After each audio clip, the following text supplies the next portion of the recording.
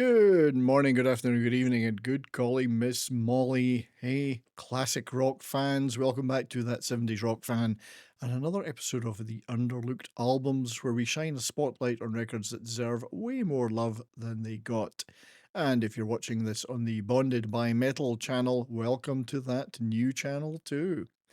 So today we're going to dive into the fiery pits of 1983 with See You in Hell, the debut album from British heavy metal warriors Grim Reaper.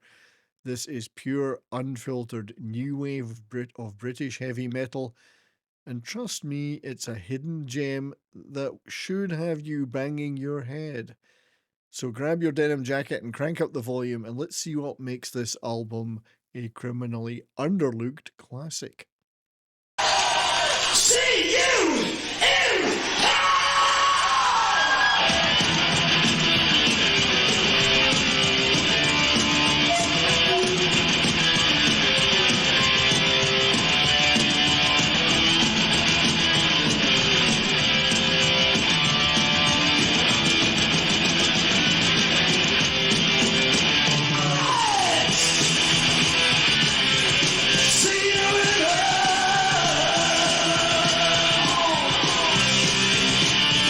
So Grim Reaper released See You in Hell in 1983 on the independent label Ebony Records in the UK, right at the tail end of the new wave of British heavy metal movement, with a 1984 US release via RCA. And this was a time when bands like Iron Maiden and Def Leppard were taking off globally, but the smaller acts associated with that movement, like Grim Reaper, were fighting to gain a spot in that metal pantheon. So, formed in Worcestershire, England, Grim Reaper won a Battle of the Bands contest, earning studio time, which resulted in them recording this album in just 4 days. So 4 days for a debut that still holds up, in my opinion, to this day. So led by the powerhouse vocals of Steve Grimmett. I mean, you just got to listen to his closing vocal on the title track, and the riff-slinging guitar work of Nick Bowcott. The band delivered a raw, no-nonsense heavy metal assault. The album actually made number three, if only it had, number 73 on the US Billboard charts, which was huge for what was really an indie release, but it never got the mainstream love of its peers, partly due to its understandably rough production being rushed and the band's slightly cartoonish image as mocked infamously on Beavis and Butthead. So See You in Hell is an 8-track beast of an album that's packed with catchy riffs, soaring vocals, and pure metal energy.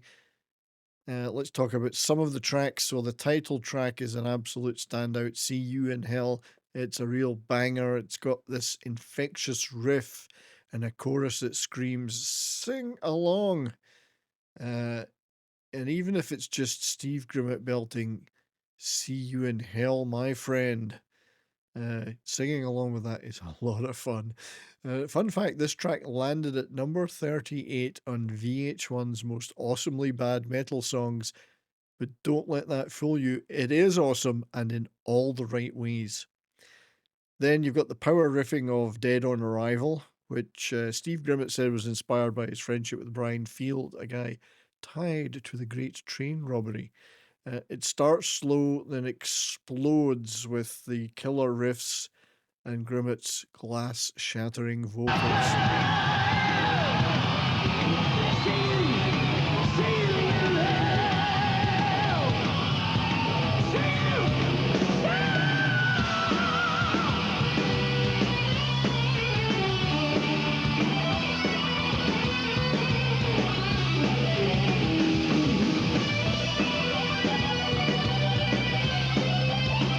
Run for Your Life and Now or Never are fast, fist-pumping anthems that showcase the band's energy, while The Show Must Go On is a great metal ballad with emotional depth, and it's a bold move at that point to slow things down on the album, and it works.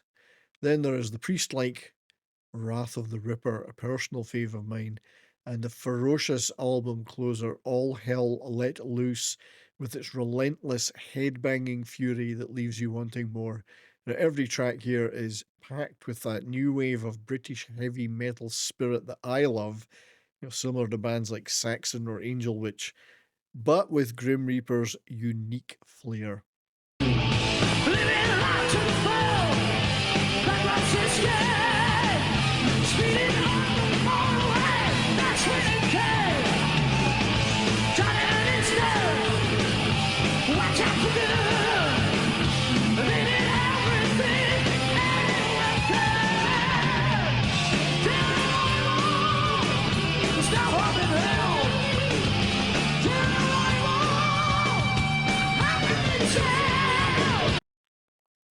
So some of the things that make this album very special is, first, Steve Grimmett's vocals are unmistakable. The guy's got a wail that rivals Geddy Lee or King Diamond, hitting those high notes with power and a vibrato that would make your spine tingle. Nick Bowcott's guitar work is another highlight. His riffs are crunchy and memorable, and his solos, especially in the title track, are up there for me with the best of the era. The songs are straightforward but catchy, perfect for banging your head. It's not a perfect album because the production just done in 4 days is a bit rough around the edges, especially how the drums and bass are a little bit flattened out by that. Um, and one track, a track like Liar, does feel a little bit repetitive or average compared to the rest. And the band's over the top image and that "See You in Hell" music video, as we said, famously mocked on Beavis and Butthead, gave them a little bit of a negative publicity. Is this Spinal Tap? Tap is cool. This isn't Spinal Tap. But for me, the raw, unpolished vibe is part of the charm. So, why did this album get underlooked, as I say, as opposed to overlooked? The pun, you see. Timing was a big factor. By 1983, the NWOBHM movement was starting to wane, and Grim Reaper got overshadowed by the bigger names. The indie label Ebony didn't have the budget to push them like a Maiden or Leopard, and the band's slightly campy vibe made some folks not take them seriously. But I think this album is a testament to the grit and passion of the underdog, and it's got heart.